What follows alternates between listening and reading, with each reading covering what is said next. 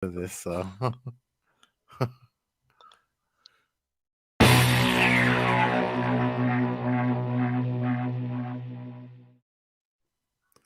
all right, this is the Coast to Coast Combat Hour podcast. Ed Carbajal, as always, with Matthew Hawkins. We're brought to you by AllAccessMMA.com. Make sure you check out AllAccessMMA.com for your MMA news. This week we are joined by a funny coincidence. Somebody that I met covering MMA in New York City, and MMA is in New York City this week. So to help us look at the UFC 268 card and talk about some of the new work he's got going on, we have returning Hunter Homistek. You always got the best pronunciation ever, dude. Like if I ever was in a situation where I had to fight somebody and they were like, you can have Bruce Buffer or you can have Ed Carbajal introduce you, I'm like, I'm taking Ed. I'm taking Ed every time. That's a big compliment. So, I mean, this was kind of out of the blue, but I'm just for folks that have been following the podcast, we actually got a double whammy for you since it's a double title fight week. We also spoke with Sean Wheelock over the weekend, and we're going to have that up as well, both on Spotify and the audio and the YouTube channel and everything. So, but yeah, man. I mean, so can you just take us through what you're doing in Pittsburgh? I mean, you've always kind of been floating around the fight game. You had the podcast that you talked about last time when you came on, and now you have not only do you have a new podcast, but you've got a new role in your neck of the woods with Pittsburgh 247 Fighting and the Pittsburgh Combat Sports Podcast. So can you just update us on what you've been up to? For sure, man. I mean, it's been freaking crazy. And just like you guys, like I don't want to not compliment you guys on what you've done here because it's like we were kind of talking about it off air, but then I got to see the little intro clip. Like the production value you guys have added to the show is awesome here, man. It's awesome to see you guys growing and climbing and, achieving better things as well. So I think along the same lines, like you said, last time I was here, I had that podcast with Dwayne and everything, and then that company quite literally dissolved like a week after that. That's a crazy story that I don't know that anybody's really talked about yet or cares about. So we'll just move on from that. And like you said, 247 Fighting Championships, man, they're a local MMA promotion, pro and amateur MMA in Pittsburgh, Pennsylvania. And we're venturing into pro boxing as well for the first time this next card on December 4th with Brawl in the Berg 10. So we're just a combat sports promotion, local fights, which, as you know, with my history with Flow Combat and everything, I'm well versed in local MMA. I love that. I've always loved regional prospects and these high level regional fights, seeing guys before they get to the UFC.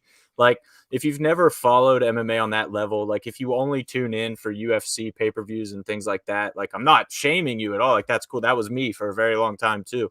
And I'll just say that there's something very special about watching people make it from amateur, become an amateur champion, become a pro, string together some wins as a pro, become a pro champion for somebody like 247 Fighting, and then make it to the UFC or Bellator. It's a really special journey, and you can like literally track these guys from the ground up. So when 247 reached out, they initially wanted me for digital marketing services, kind of help with their social media presence, their brand, make some connections with media to help spread the word a little bit. And I did that for a month or two. And then the owner, Ryan Middleton, just basically asked me, he's like, hey, man, look, we love what you do. We want you to be more involved with the promotion.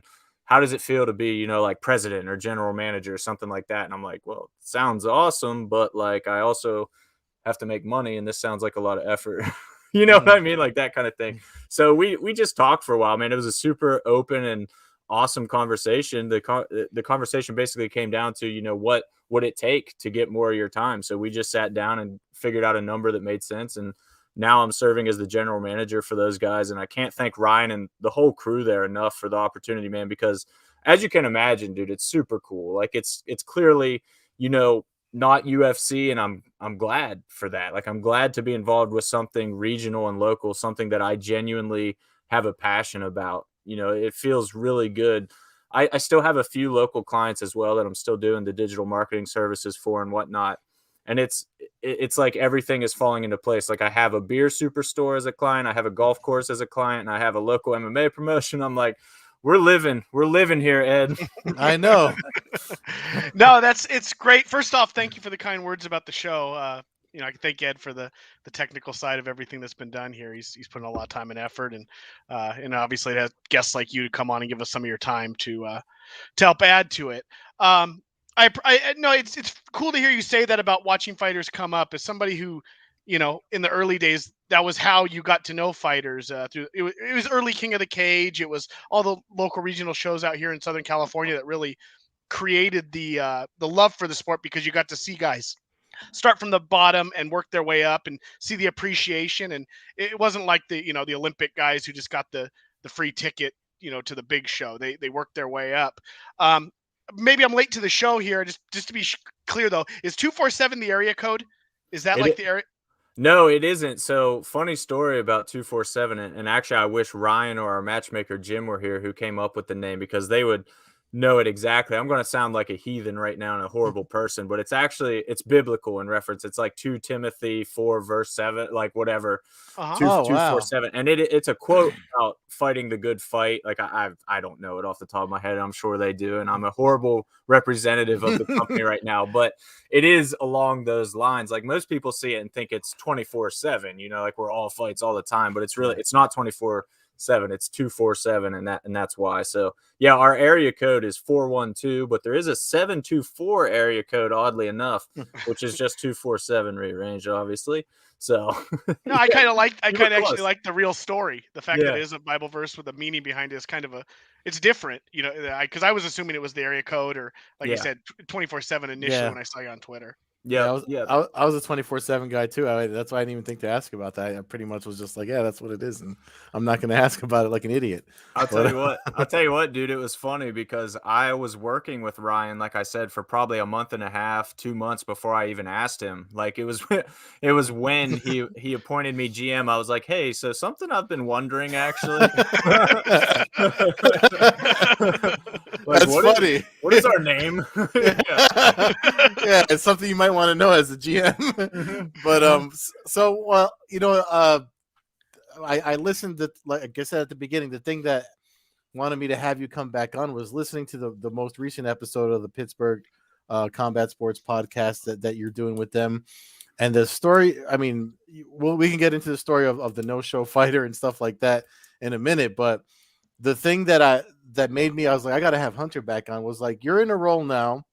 First of all, you covered, your media guy, Flow, like you said, Flow Combat and all the stuff that you've done before.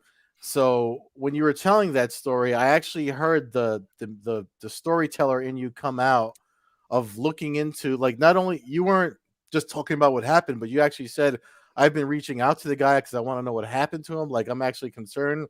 I want to hear his side of the story. And coming from that original crew over at Flow, which is like the Beatles of MMA media, in my opinion, you know what I mean? Like you, James Lynch, Dwayne, and all those guys, Nolan King, all those guys, it's like, it's like you're in a role, like you're on the other side of the fence, but you're still, the storyteller in you doesn't want to shut up. And I just thought that was so cool. And I was like, we got to have Hunter back on, man. Yeah. So I mean, I just thought that was really cool. I don't know if you want to get into, did you ever get an update from that guy? No, dude, for sure. I'll talk about it. And I appreciate you saying that, because it's funny that it took you saying that to me for me to even realize that I did that. Like it was so instinctual for me to be like, we can't just let this go. We need to figure out what happened here and tell this story, because this is craziness. Like, so obviously I don't expect most of your listeners to have listened to that podcast. So what happened was at our last event on October 23rd, we had a fighter who, a 1-0 amateur versus a debuting 0-0 amateur who was a state champion wrestler in Pennsylvania. And just for further context, like, state champion wrestler in PA means that you're definitely one of the best in the nation. Like, PA is a super strong wrestling school, or state school. Geez. But so this guy was debuting, facing a 1-0 guy who won by submission, I believe. So he was, pretty highly touted as well. Also had some boxing experience. It was a really good fight. So the 1-0 guy does all his paperwork, gets everything done ahead of time. There's physicals. There's all this stuff that fighters need to fill out, even amateurs. He gets done, makes weight on Friday. The show's on Saturday. He makes weight on Friday, shows up Saturday. You have to get COVID tested before the event. So he shows up, gets COVID tested. His corner man gets COVID tested. The show's starting at 7. There's a rules meeting with the state commission and the referee about an hour before, so around 6 p.m. Around 5:15 p.m., this fighter just straight up ghosts, just disappears. He's not in his cubicle anymore. Nobody knows where he got to. He's just gone. He's done everything. That was the super bizarre part to me, is like, if you're going to ghost a fight, we've heard like 247 has had it happen before where guys don't show up to weigh-ins. They just flat out don't show up. But this guy did everything. He filled out all of his paperwork, weighed in, got his COVID test. He was 100% good to go. Yeah, and then that's the hardest part. Yeah, right. and then just ghosted. So like, our owner and everything, we've got an event going on in an hour. The show must go on. We told the other fighter, the state champ, like, hey man, your opponent left. We're crazy sorry. He handled it like a champ, all kudos to him. That's Dalton Macri. And he's actually fighting on our next card now, December 4th. So he didn't hold any grudges, and we appreciate that and everything. But this fighter just disappeared, and I tried calling him. The first time I called him, it rang a normal amount of times, like 5 times, and then went to voicemail. Tried calling him right back, and it rang once and went to voicemail. So I was like, okay, he's throwing me to voicemail now. He's avoiding the call. So I texted him. No response. Dude, to this day, a couple weeks later, we have not heard back from this guy. So like that was my concern, was that, when I told this story to my family and just some friends, they were like, well, is everything okay? And I'm like, dude, I don't know. Like, I want to know, like, what, like, we're not going to sue you or anything. Like, there's nothing we can do. I just want to know that you're okay, because that's bizarre. Like, I've heard about things happening with guys ghosting before shows and everything, but never like that. Like, he went to great lengths to ghost, which, if that was his intention, then, it's pretty impressive actually. But I don't know, man. It was just bizarre. So like, there was, like you said, there was that part of me that was like, I need to get to the bottom of this, because like, there's a story, like something happened. Something had to have happened. See, in the early days when I was going to events, they would have just found somebody in the crowd to fight. Those were the good old days. Yeah. Yeah, it was, unfortunately, it was a 125 fight. So I'm a long ways away from 125. Yeah, that might be a harder one to come up with on literally, searching the crowd. like literally half my weight. Yeah. So the first event, your main event, was that your main event, scheduled main event, or No. It was like the second or third fight of the night. So it was early on the card, but Dalton Macri, the state champ wrestler, obviously, being based in PA, and he wrestled near Pittsburgh as well. So he was a super local kid that, he sold a ton of tickets, had a ton of support. It was very, very disappointing that he couldn't get a fight, because by all accounts, he trains. So here's a connection for you guys. He trains at Worthy's gym in Pittsburgh at Pittsburgh Academy, at the Academy. So he's, a really touted prospect. He's 0-0. So as you guys know, you can have all the wrestling experience in the world. Sometimes it doesn't translate. Sometimes it translates extremely well. So needless to say, everybody's super excited to see Dalton make his debut, and supposed to happen then, but now it's going to happen December 4th instead. Yeah. Well, the thing about, the whole thing that I thought was cool from your end, well, like I said, just being concerned about what happened, most, like, when you hear the story of the side of the fight business that you're on now, as on the promotion side, something like that happened, usually says, they'll never work in this town again, and type of thing. But you were just like, I just want to make sure the guy's okay, and like hear his side of things, so that because now he's got this reputation where, it's like he's a no-show fighter unless he clears his name. Like, and you've given him every opportunity to do that. So it's just kind of like one of those things that I'm like, that's probably what makes the promotion you're the GM for now. That's something that's going to make you guys different. And I know you guys talked about it on that last podcast that I listened to, how you want to help the fighters, pursue these passions that they're chasing in this business. And even for something like that guy did, you're still trying to give him a chance, or you were still trying to give him a chance. I'm sure you got to move past that at some point. But I just think that's just something unique too that needs to be put out there. Yeah, thanks, man. That's definitely what we're trying to do. I mean, you nailed it. We really want to be, everybody says fighter friendly and things like that. Like, it's a put down when you're a journalist, right? Like, from my olden days, in my old day, like, before, if somebody said you're too fighter friendly, it meant you weren't asking hard questions and you were just kind of a mouthpiece for the fighters and the managers. But now, like, that's literally what I think I bring to the table for 247, and what we do for the fighters is we can be this fighter friendly promotion, which how good does that sound for the fighters? You know, we want to take care of you guys and do it right, make sure you're ready every step of the way. Like, there's guys who want title fights, and we kind of say, we know, like, you're very good. You're on the path to Bellator or the UFC. Like, we can identify these prospects for sure, but we don't ever want to give out a title fight until we truly feel that you're there, because it does your whole career a disservice. If we crown a guy champion, the UFC sees that and takes him, and then he gets smashed 3 times in a row, that does his career absolutely no good. Like, like 2 perfect examples. Kama Worthy was our champion. We've only crowned 2 pro champions in 247's existence, and Kama Worthy was one of them. He won and defended the belt, and then the UFC signed him, and he won his first 2 fights in dramatic, awesome fashion. So that was a perfect example of, hey, we had our guy. He was ready. He did well at the big show. And then the other guy, John DeJesus, who's now with Bellator and doing extremely well with Bellator.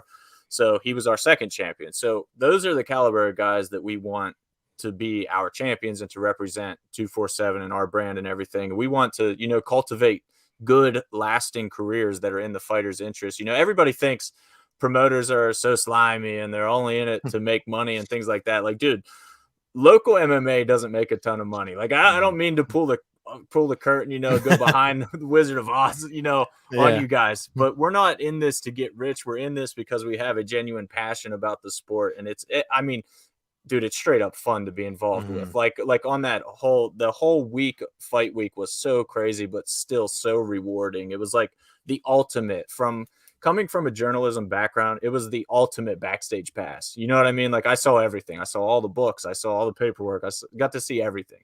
So it was just awesome on that level. That's why we're doing it. And Ryan's the same way. Like, he started just as a fan that had a podcast. Our matchmaker was on the podcast with him, and they were like, I think we could do this. And man, like, they obviously, it's not just that. They have strong business backgrounds as well, which has really, really helped them and is helping me. That's the huge thing that I had to learn too, was the business side of everything. So they're crushing it, man. It's been crazy to be a part of, and I'm just super excited to see where we can take it from here. No, it's good to hear you say everything you just said right there, because a lot of younger fighters, they get thrown to the wolves. And while regional shows don't make money, you have a lot of promoters out there who are thinking that they can make a lot of money, and they abuse the fighters. For a young fighter making his debut, somebody who's looking for something to build off of, having a stable, cool-headed dude like you helping run that show is going to be a positive. You do list the events. I see it listed as amateur, just to clear that up, because that, depending on kind of where you're at or what rule set that is do all your fights have shin guards and stuff like that, or is it just mean that they don't get a set pay, or however the heck that works? Yeah, sure. So in Pennsylvania, the breakdown. So we do have professional fights, which are normal 5-minute rounds, basically everything. It looks like a UFC fight that you're familiar with. Like, those are our pro fights are totally normal. In Pennsylvania, amateur rule sets are very strange, where there's novice amateur and then there's advanced amateur. So you become advanced amateur after 3 fights if the commissioner deems that you're ready. Like, if you go 0-3 and get knocked out 3 times, they probably still won't approve you for advanced amateur. Novice amateur, you wear shin guards. When you go to the ground, you can't strike to the head. It's only ground strikes to the body. Anything below the collarbone's good. And you can't knee or kick to the head standing. No knees, kicks to the head. The no knees and kicks to the head applies to advanced amateurs as well. But the big difference is they don't wear shin guards and they can strike the head on the ground. So that's basically how it breaks down. And like you said, yeah, obviously you can't pay amateur fighters. They can still make money on ticket sales, which is what's appealing to them, because it's funny to me, like, being on this side, like you said, I always assumed, you know, pro fighters make all the money, and obviously they do get paid to fight, but I see some amateur fighters that sell so many tickets that they're out earning the pros. You know what I mean? Yeah. It's crazy. So there's that component of it too. That's pretty cool. It's similar in New Jersey with the amateur title and you know, the rule set that you just mentioned too. With I'm trying to think. I mean, the Dead Serious and a couple of other promotions that I can't think of right now. But yeah, man. I mean, I just think it's crazy that you went from talking about chicken tenders on Tuesdays. I still do that. No, That's never going away, bro. and then the next thing you know, you're holding a belt up and taking photos with fighters, and this is our new GM. I'm just like, holy! I was like, what's Hunter doing over there? I thought he was just slinging tendies and beer. I mean, listen, man, I still sling. Like I just had to. I brought an extra beer for you. I knew you would appreciate the beer game, so I brought extra.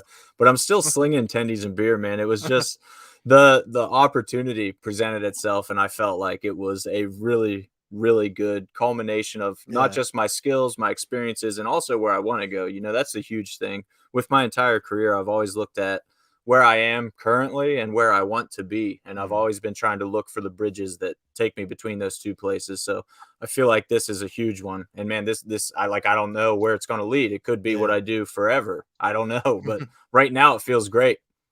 Yeah. Well, one of the things, I mean, real quick before Matt jumps in, I just wanted to say, cause it's always you, I don't know if you've got like a 4-leaf clover or a rabbit's foot in your pocket, but like your passion for the sports culture in your area, brought you to what you were doing after Flow and all that stuff, and now you found yourself in MMA in your area. So it's just like, I mean, man, you got to bring some of that luck out here to Jersey and New York, so I can just rub your shoulder and get some from you. Hey, well, let's do it, man. Let's get some nachos and I'll share some luck, dude. But seriously, man, that means so much to me to hear you say that, because I felt the same way. I hear people talk about it all the time, and this is probably going to sound weird to anybody listening that's followed me and whatnot, but I get that imposter syndrome all the time where I'm like, I don't deserve this. Like you shouldn't be able to just transition and quit one thing, move right in. Like I've never had days off. Like I've always quit a project with something else right there waiting for me, that like something better. Like it's been noticeable, like I'm climbing the ladder every time.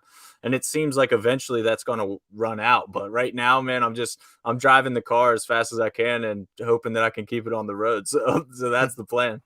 No, I mean, it sounds like you're doing something right, because I mean, that's if I think about like all the famous DJs and stuff in this world, they all have stories about moving from city to city and station to station, and every, it just everything changing. And you wonder, the guys have been fired 7-8 times are the guys that end up, and not that you've been fired, but just people that have stuff fall apart, and then all of a sudden they jump to the next thing and it keeps working. So obviously that says something for your work ethic and your love and passion, obviously, for the city.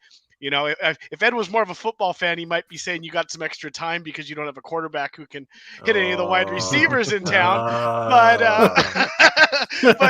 can I exit? Can you guys boot me? Boot me. It's okay. My team left town altogether. So are you a Chargers guy? I was a Chargers guy. Oh man, I was a diehard Charger guy, and now that hurts. No longer. But gotta get that little jab in there when that's when fair. I get a chance. That's totally fair. I accept this. He is like I get it.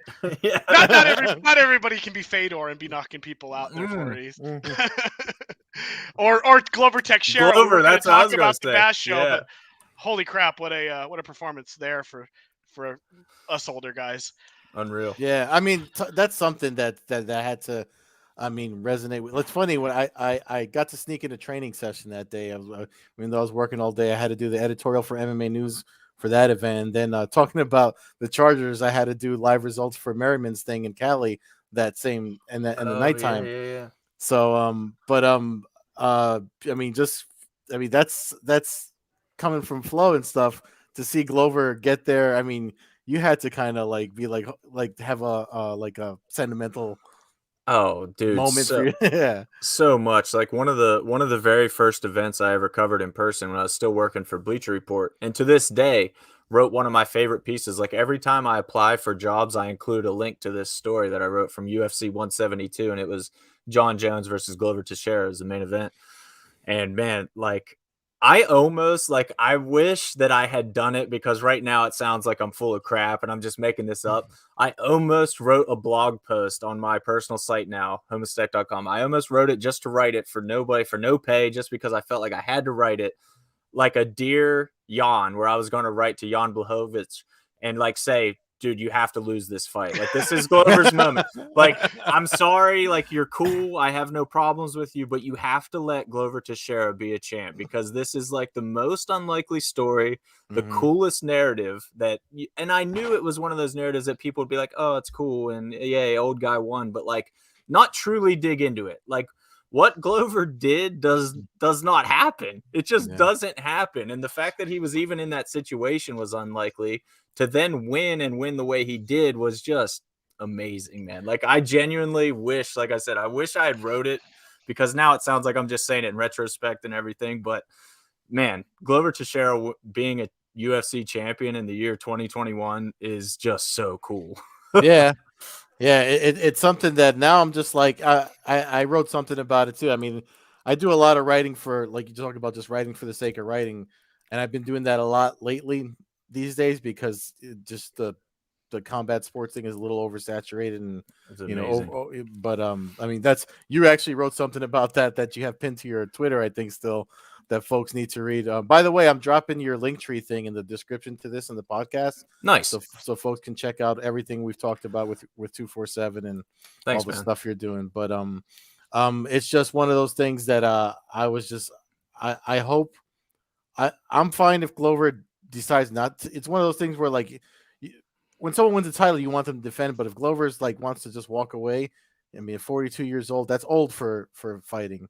You know, as an old man, I can say that, but I'm just like, man, you know, like I'd be fine if but it looks like he wants to defend. I heard he was teaching class again today, and yeah, he's amazing, man. Yeah, he's just amazing. And like I said, like, if you were there at UFC 172, or even just invested in the sport at that time, and you watch what John Jones did to him, and then you watch what Rumble did to him and Gus did to him, you know, kind of shortly after, you had a very clear notion that Glover was going to be a top 10 guy, but never a champion. Like, one of those guys that's always there and very good, but not the best. So to see him finally string it together, and I don't think he got enough credit for the run up to the title either. You know, he had to string together way more fights than most guys, because you knew the UFC just didn't want to give him that, like, nah, not Glover. Like, he's way too nice. He's not the marketable guy that we want.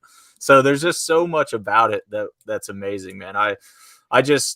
I'm glad it happened. Like I said, nothing against Jan or anything. He was great champion too. And his own career resurrection is incredible, but it's nothing like Glover's. Yeah. No, I have a friend, a mutual friend with Glover. So I texted him immediately after it happened, just to kind of celebrate with him. And, you know, I mentioned that, you know, hopefully that he's able to parlay this into a championship paycheck and a big, you know, because Yuri Prokaska is going to be a hell of a matchup for him or anybody. Yeah. And his response was, I hope he retires, you know, and it was just kind of like, you know, and he has every right to do that. But you got to feel like somebody who's been at the battle as long as he has, it's got to be fun to do that championship walk at least one time, be the headliner on the poster.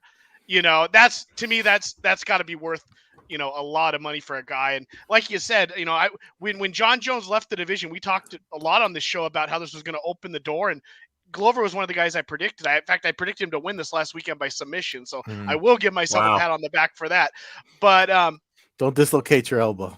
No, I don't do it enough to do that. But it reminds me, you talk about, he seems like he's just loved, you know, kind of universally. You don't really hear anybody say anything bad about him. It kind of reminds me of when Miesha Tate won the title, when she choked out Holly Holm. You kind of had that same kind of immediate, like, okay, this person's put in so much damn work, and maybe they're not the best in the world. You know, that's neither here nor there, but they got their championship. They're going to be etched in history.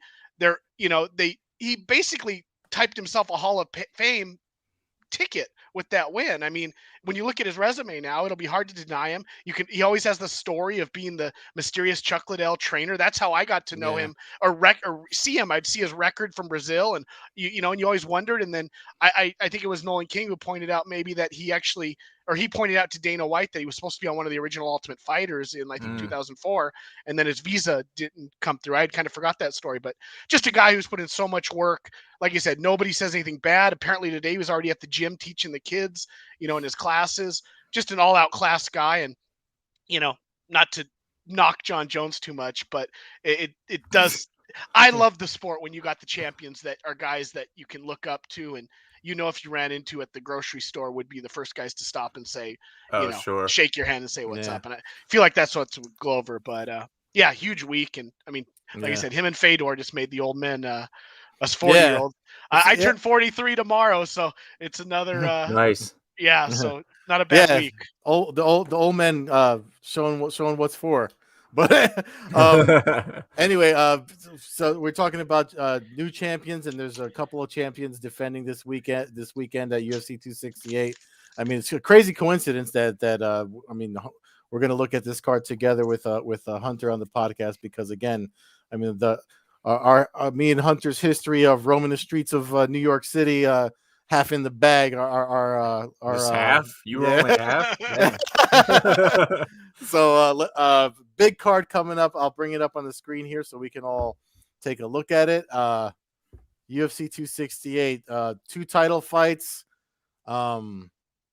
Local Shane Burgos was on the card against former podcast guest Billy Quarantillo, and another Jersey legend Frankie Edgar and Marlon Vera. I mean, that's just the main card. I mean, this card is stacked. I guess we should start with the first fight. Hunter, since you're the guest, if you want to go first, we'll take a look at Frankie Edgar. I'm pretty sure you've had some time with Edgar in your days with Flo and stuff. So, try not to be too Homer. You can. Yeah. No, I'm gonna be. See, I'm a GM now. I can be as biased as I want. That's the best part. That's the best part. Dude, Frank, I mean, first off, let's admire Frankie's hair in this picture, because I like I like hair Frankie better than any other version of Frankie, man. And it's just crazy. It's almost, not quite like Glover. Obviously, the narrative's not the same, but it's crazy to me that Frankie Edgar is still, on UFC pay-per-view main cards in 2021. This dude just doesn't stop. It's exactly like a perfect representation of who he is as a fighter, is what his entire career has become. This just unstoppable, doesn't give up force. He's taken some obviously very rough losses recently, and this is very clearly, to me, just looking at it on paper, a matchup where the UFC hopes Chito Vera smashes Frankie Edgar, and now he has that signature win on his resume to say, oh, I beat a former champion emphatically. I'm ready for something. So that's what this matchup says to me, just looking at it. Now that I can look at things from a promoter's standpoint, I think I see what they're doing. So not that it's a huge mystery, but man, like if you think Frankie Edgar is just gonna get smashed, no, he's the ultimate gamer. He's gonna come, for sure. Chito might just demolish him. There's always that chance, for sure.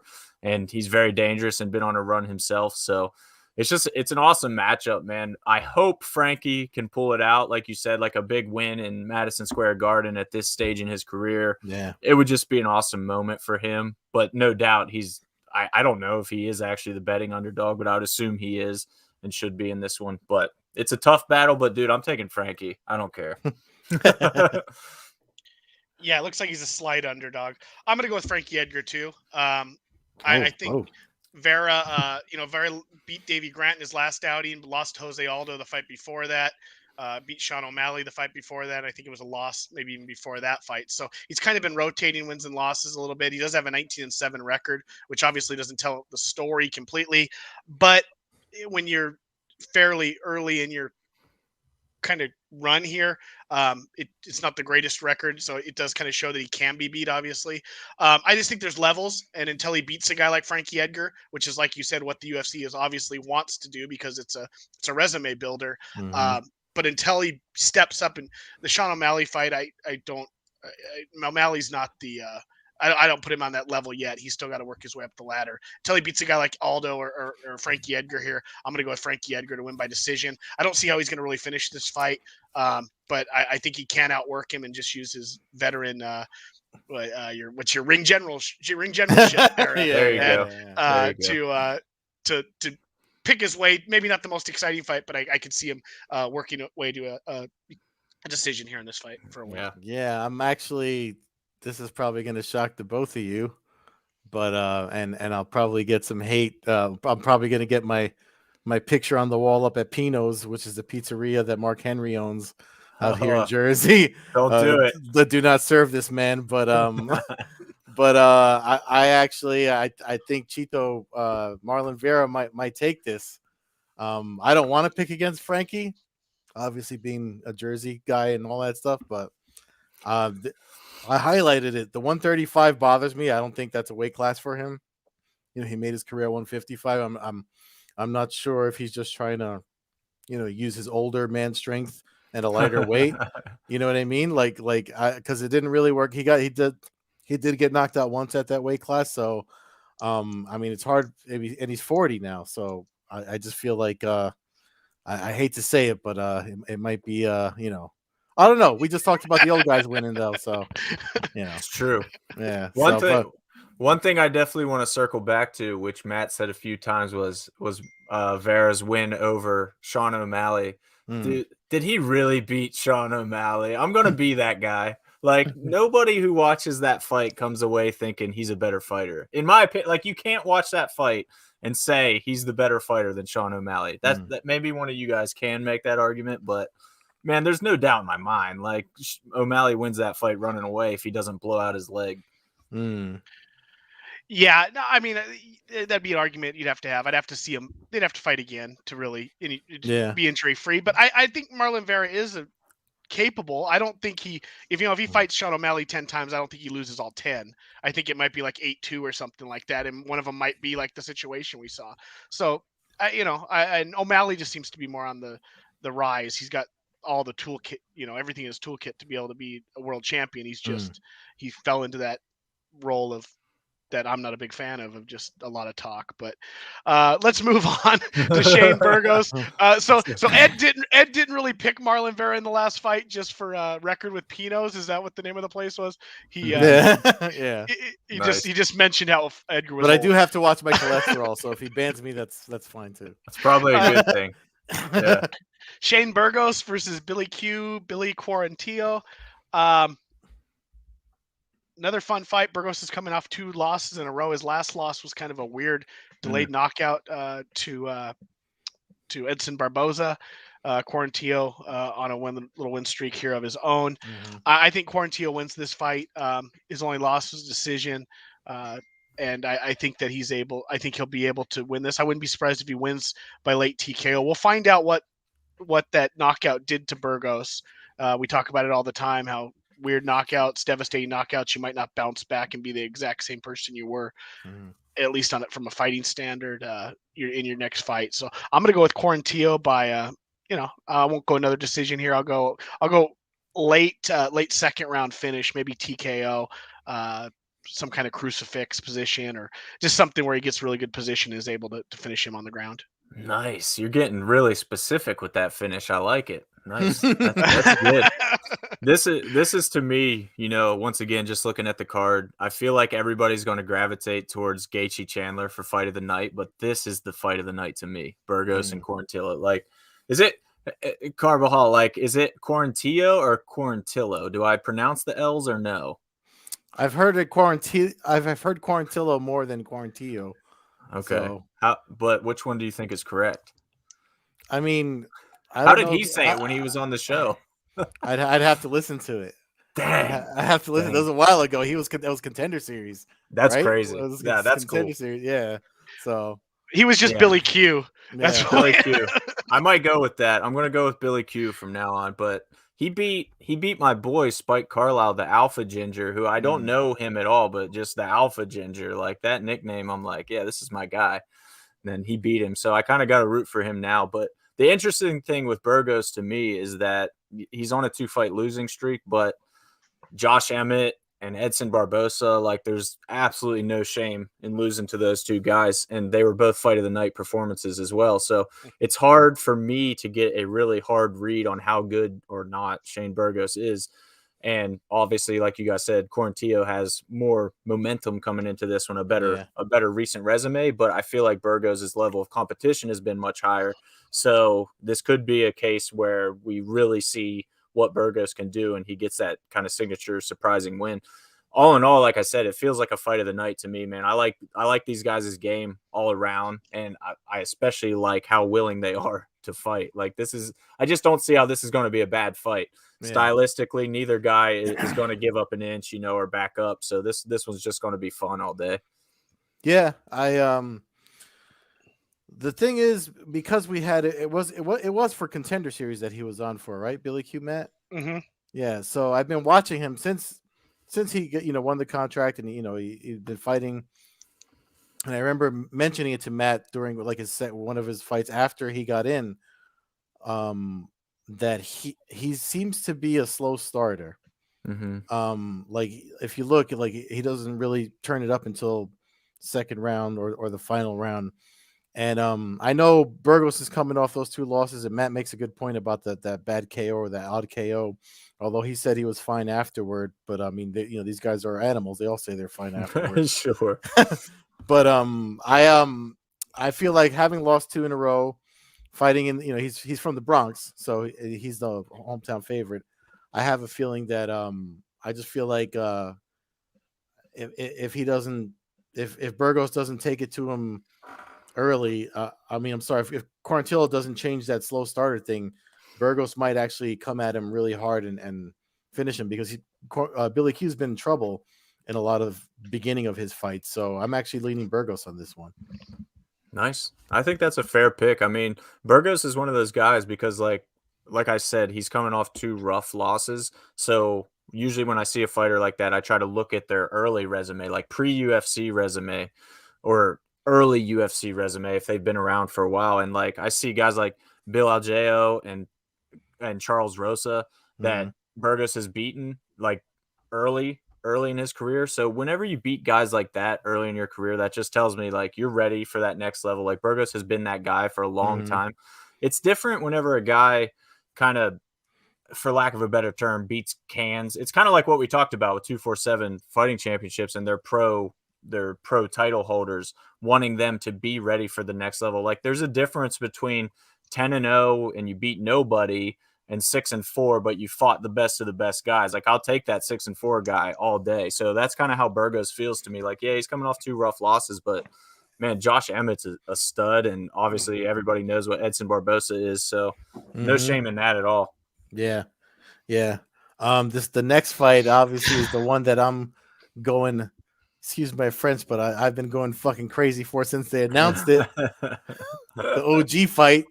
I mean, you guys already know who I'm picking on this. So, Hunter, I mean, if you want to go first, I mean, we've covered both these men extensively in our time as media. Oh, man. Yeah. It's so good. This fight, like you said, at the moment this fight was announced, it was like, hell yeah, because Michael Chandler, obviously, coming over to the UFC, had all the hype, makes an emphatic knockout in his debut, and then follows it up with a crazy title fight, one of the best, short fights of all time, in my opinion. And he's just lightning. And Justin Gaethje, I could have just been talking about Justin Gaethje, and you guys wouldn't have known the difference. They're the same guy. You know what I mean? The power is just absolutely unreal. Here's my only concern with this fight. My only concern is that it's going to be crazy short, that somebody's just going to get clipped very early, and it's going to end way too soon before we get to see really anything develop. And I don't know which guy that'll be. Could be either guy. Making a pick in this fight is just crazy, but I don't see either guy wanting to really implement a game plan. You know what I mean? I don't see either guy being safe here. So it's either going to be one of those just instant classic, drag them out brawls, or somebody's getting clipped and put out very early. And I'm not sure which it's going to be, but I am watching. Yeah. I just want to see, do they have the odds up? They have Michael Chandler at plus 155 and Gaethje as a favorite. It's fairly close, but that's how I'd have the odds too. I don't know who's reffing. Hopefully it's not Herb Dean. Can we get that Russian dude who got banned at the last UFC? Because that's really who we need to ref this fight. Or Kim Winslow. Can we bring her back? Let's bring somebody back who was a little bit of just bleed fan, because an early stoppage in this fight might be more of a riot causing thing than Masvidal and Diaz cut stoppage. I can't pick somebody. If I ever had to pick for the how about a 2.5 round war that ends in a double KO for the first time in UFC? Nice. Like, I mean, I Michael Chandler's one of my all-time favorite fighters. Yeah. If you put a gun to my head, I'm gonna pick Justin Gaethje though. I just feel like his chin holds up a little bit better. But I think other than that, they're basically a mirror image of each other, and they could have came up through the exact same career paths if they had just swapped, bodies. Really, one came up through World Series of Fighting, the other one came up, through Bellator. Both of them were the face of their organizations. Both of them created a buzz, and obviously Gaethje came in with a record that was flawless before he got to the UFC. Chandler's had some ups and downs. A lot more ups than downs, but people had seen him lose before he stepped into the octagon. Man, I just hope it lives up to the hype. Very rarely do they. So we'll cross my fingers here and just hope that we get, the war that Gaethje put on with, Alvarez and Poirier, and do the same kind of, hopefully Chandler just follows in the footsteps of Eddie Alvarez and gives us, a couple memorable fights. And so far he's done a good job of doing that. So like you said, hopefully it's not like a 35-second somebody gets clipped, coming out of the out of the phone booth. But I'd love to see just a 2-round war, and somehow both it's never happened in UFC history. It's happened a couple times in MMA, but man, if there was ever one to have a actual double KO, wouldn't this be the fight to have that happen? Yeah, amazing. It's definitely gonna be something that's gonna have me going nuts wherever I watch this thing from. I get goosebumps just looking at their stats and stuff now. But I gotta say, as having watched both their careers extensively, I mean, and then if you want to get a little what's the word I'm looking for, like talking about bad luck and stuff like that, good mojo, bad mojo, superstitious, superstitious with these men and their history or the aura that they have when they're in Madison Square Garden. Michael Chandler doesn't have a good track record in the Garden. He also doesn't have a good track record with taking leg kicks in the Garden. Very true. If you think about when he lost to Brent Primus at the event we covered, I think we were both there for that, right, Hunter? Yep. Yeah, absolutely.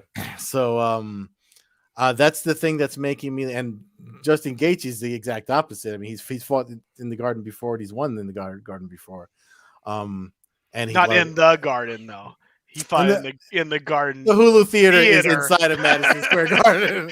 Yeah, Patrick Ewing didn't rebound basketballs in the Hulu Theater. It's part of it's in the same structure. Nice. So, but I mean, and he loves leg kicks. So I have a feeling this is going to be. And then even Eddie Alvarez, who's crossed hands with both men, is leaning Justin Gaethje. So I have to lean Justin Gaethje too. And again, I love Michael Chandler too. I admire him for his workouts. He's the guy that got me to take BCAAs just to survive my own workouts. Nice. So I'm just like, yeah, man, I'm picking Gaethje on this one. And this is, I mean, not for nothing, this is the main event for me. The other two fights, I'm kind of like, I think those go the way they went last time. So I'm just putting that out there now so you guys can do your picks. Nice. I want to jump back to NYC super fast, because as Matt was talking about a double knockout, it was making me think of Matt Mitrione and Fedor and how close that was to being a double knockout.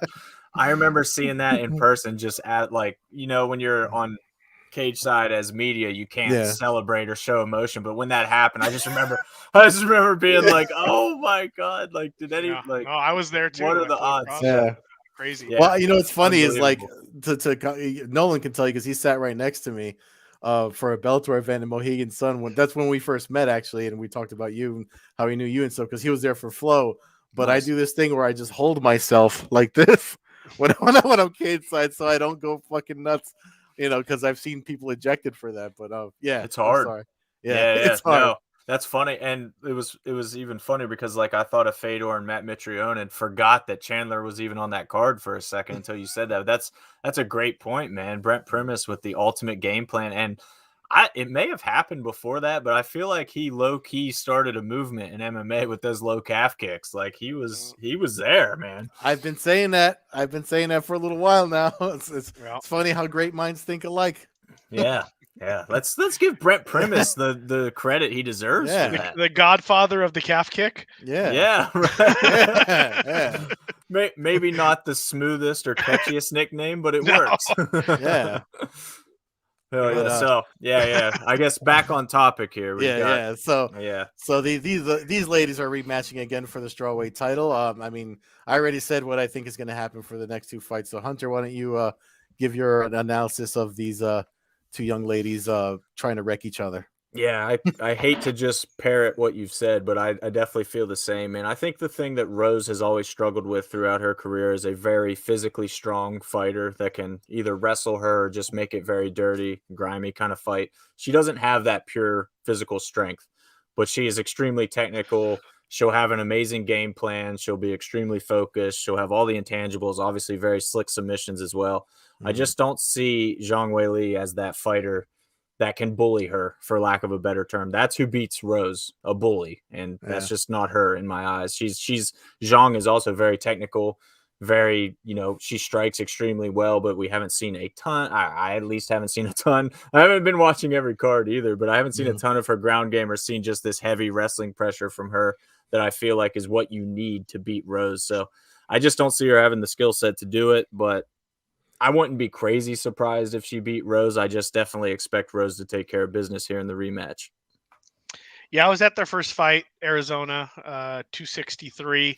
I thought going into that fight, I thought that Weili would win just based off of how dominant she had won her first two fights. And then obviously Namajunas snuck in that head kick and changed the course of the division.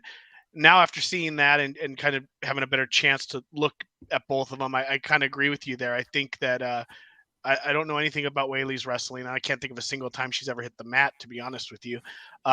And then on top of that, I think the only way Namajunas loses this fight is if she turns it into a phone booth fight and actually, ends up in some kind of weird slugfest, which doesn't really go with anything she's ever done in her career. I would think that she uses kind of her speed, her jab, kicks, and basically is able just to kind of circle her way. I don't necessarily see a finish in this fight unless she's able to do. I don't think it'll be like a one shot thing like she did in her first fight. Right. She could accumulate damage and that could lead to maybe a late stoppage. But I think Namajunas probably picks up a fairly easy 5-round decision here, 4 rounds to 1, something like that, where she's, maybe Zhang has hits her with something, wins a round, does some damage, but for the most part, I don't think she'll be able to hit her enough. I think Namajunas will just be able to avoid the big shot, and I think she's way too smart of a fighter to put herself in a situation where she's going to be. Now, with that said, she did hold on to a Kimura as Andrade picked her up over her head. So, It's a mistake, what happens in fights? Yeah, but it would be getting into a she corrects slugfest would be a mistakes. mistake too. That's what I'm saying. I don't expect it to happen, but that's the only way I see Weili being able to win this fight is if somehow it's turned into just a war in the middle of the cage and she's able to land some big hook. But I'll take Namajunas by easy 5-round decision. Yeah, that's how I see it going too. Namajunas doesn't lose rematches so far. As far as every rematch she has, she wins. So that's why I'm not picking against her. Yep. And come on with this one already. Like Speaking of rematch, who we kidding over here? But dude, go ahead, Hunter. I'm with you guys on this one too, man. Kamaru is just the truth. He's the truth, man. I mean, I was one of those guys, if you guys remember, like I was big on Tyron Woodley at his peak as well. And Kamaru is literally an upgraded version of Woodley in his prime in every way. So Kamaru, I'm not sure who's going to beat this guy, man. And I don't see how it's going to be Colby. It's going to take somebody like when we talk about who can beat John Jones, and the answer is like, well, obviously Francis can. Like he can do that to anybody. It's going to take somebody like that for me to beat Kamaru. And Gilbert Burns, I know he's obviously the big time jiu-jitsu world champion and all that, but his power in his hands has come a long way. And I definitely thought that Gilbert was a guy that would give Kamaru Usman problems, and he did early on. But when Kamaru weathered that and, got stung and weathered it and came back and just completely turned the tables and put it on Gilbert, that's when I said the dude is unbeatable. Like, you hate to say that in MMA, But that was the one thing that I always needed to see from Kamaru was how will you respond to real adversity Yeah. and bounce back. And he did it, and he did it so beautifully against a top level guy like Gilbert Burns. And I was just like, man, I don't even know who has a chance at this point. Like maybe Chimaev, like I don't know. Yeah. Well, For okay, me, I, not I good. was at their first fight, and their first fight really was a great fight. I mean, the first, it was pretty even going to the last round. There was a point, I think, in the second round where Covington, maybe third round, where Covington actually had Usman hurt, and then there was an eye gouge or a suspected eye poke, which kind of bought Usman some time, whether valid or not. I don't remember if it was a real eye poke or not. But with that said, we talk about who could beat him. I think Covington, we all kind of take a little lightly because of the character that he created. No matter what side you're on, you kind of looked at it and you were like, this isn't really who he is. So it kind of ran its course. I think if there's somebody out there who can beat him, I think it is Covington. I think he has all the tools to do it. With that said, I'm not going to pick him, but I do. But he is 15. What a diss. No, but he is 15-2, and one of those losses is to Usman in the 5th round of a fight that was all even. No matter who you hate or like, it was fairly even going into that last round. Sure. So I don't, and I always talk about it. I always feel like there's that down fight. I mean, very rarely do we see the dudes like Khabib or those guys who go on these long win streaks. Usually, there's an off night for somebody, and I would say that Covington would be the wrong guy to have an off night with. I don't think Usman can beat Covington unless Usman's at Usman level. If he comes in and he's 80% of himself, I think Covington could beat him.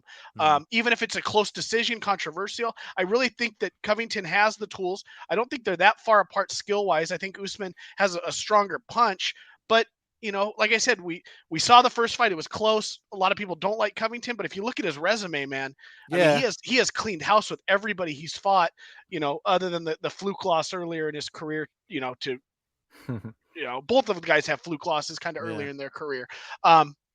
So I'm not going to pick him, but I do think we do have a good fight. I don't know if there's going to be a finish, but I think we could see one where both these guys end up bloodied and beat up, and another fight that goes down in the history books for the 170 division is, and I don't know if it'll, I'd like to see Covington win because I like chaos, and if him winning creates that chaos. Of course you do. And it also creates a potential trilogy that has meaning, and when those happen in MMA, that's always cool. That is cool too. That would be cool if we can get a trilogy out of it. But the only thing I would say is, Usman, like when he rematched, like he went the distance with Masvidal, and then they rematched, and he finished Masvidal. He just seems to be the way his mindset changes when he's in fight mode versus when he's doing media, it's almost like two different people. And agree. And he's so focused, especially when look at what he had to do to beat Gilbert Burns, who was his old training partner. It's like he has to turn himself in. It's almost like I think about Over Top with the baseball cap flip when he talks about the switch in that movie. If you've never seen that movie, Over the Top, with Sylvester Stallone. It's like Usman does that when he walks inside of the octagon.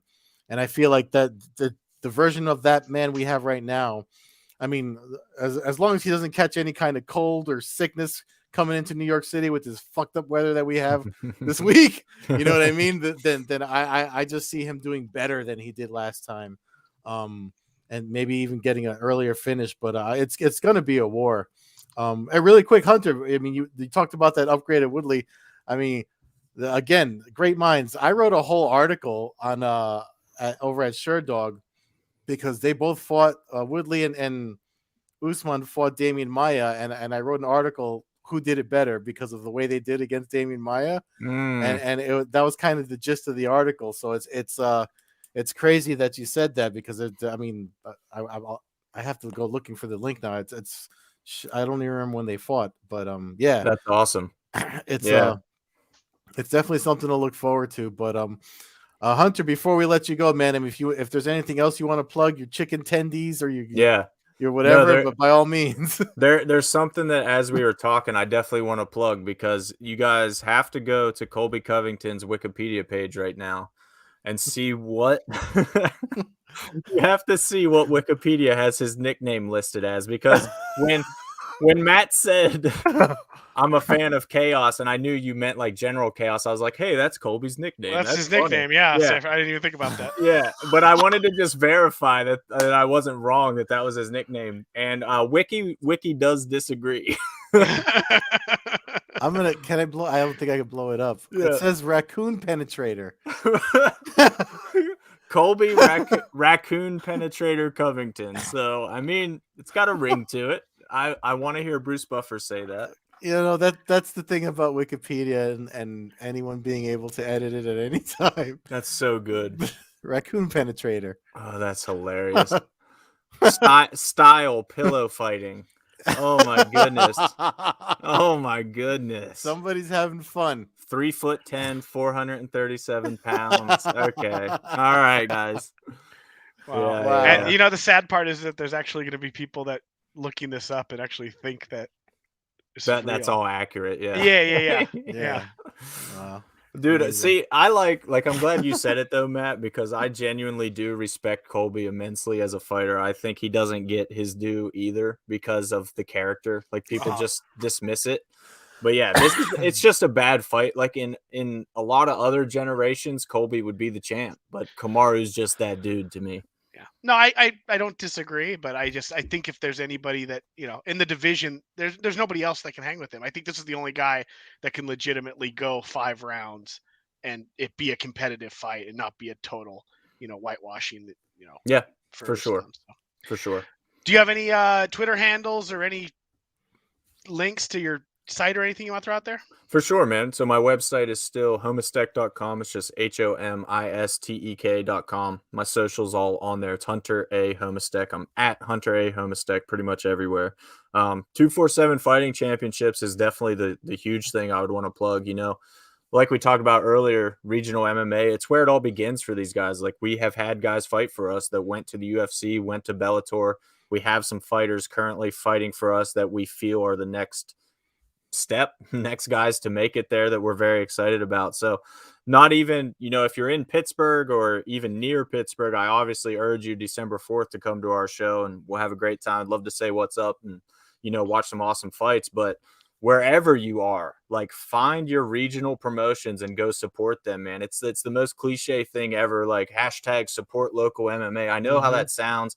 I know I sound like this vegan guy promoting his local coffee shop and everything, but it's the truth. Like I see how this happens and I see how these fighters need that support. They need that atmosphere. They need this to make it to the next level. Like you don't have a card like UFC 268 without a lot of good regional promotions building these guys up first. So there truly is a value to it, man. So wherever you are, you know, if you're in Pittsburgh, obviously I want to say what's up and see you at 247, but wherever you are, man, just find your local MMA promotion and support it. Yeah. And your link tree again, will be in the description of the video version of the podcast and on the audio as well. Awesome. Thank you, dude. Check us out at allaccessmma.com for our video podcast and any of your MMA inquiries. You can follow me, Matthew Hawkins, at MMAHawk21 on Twitter and Instagram. Check out the show at Combat Hour on Twitter, Coast-to-Coast Combat Hour on Instagram. Follow Ed at Carbazol on Twitter, Carbeerzol on Instagram, and Old Head Carb on Twitch. Thank you for your time, Hunter. Always a pleasure having you on. Best of luck. Hopefully one of these times I can get out to the East Coast and get a Permani sandwich and check out some of your fighting league.